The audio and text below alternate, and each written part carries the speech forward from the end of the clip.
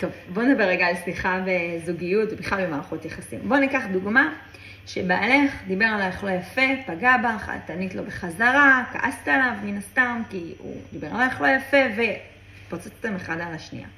ואז כל אחד ממשיך לדרכו, עדיין יש מתח, לא פתרתם את זה, ואת יושבת, חושבת עם עצמך, וואי, מה זה צעקתי, עכשיו לא התאים לי. ואת אולי עולה בך אפילו מחשבה שכדאי שכאילו תתנצלי על זה, ואז את אומרת, רגע, אם אני אבקש ממנו סליחה, הוא יחשוב שהוא ממש היה בסדר. בעצם, אם את מבקשת סליחה, את כאילו מתירה את המעשה שלו.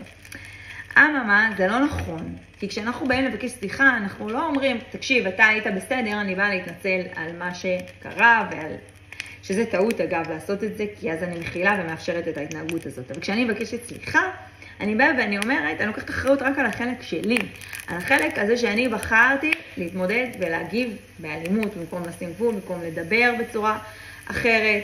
סליחה היא על החלק שלי.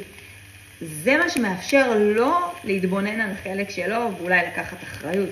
ככה שניכם באיזשהו לופ כזה שכל אחד מאשים את השני, ואף אחד מכם לא מתבגר או לוקח אחריות על מה שהיה. ועוד משהו, הרבה פעמים קשה לנו לסלוח שמישהו עושה לנו, ואני מצאתי משהו שמאוד מאוד עוזר לי, כי כשמישהו עושה משהו רע, אז אני זו שנפגעת, ואני זו שמחזיקה את זה, ובעצם זו טעות, הוא זה שצריך עכשיו לאכול את הלב ולבקש סליחה וכל האירוע הזה. אז במקום שאני אשתחרר מזה, וזו תהיה הבעיה שלו, אני נושאת את זה על הגב שלי, וכועסת ומתעצבנת, וסתם סובלת בזמן שהוא זה שצריך לסבול. תחשבו על זה רגע, זה גאוני.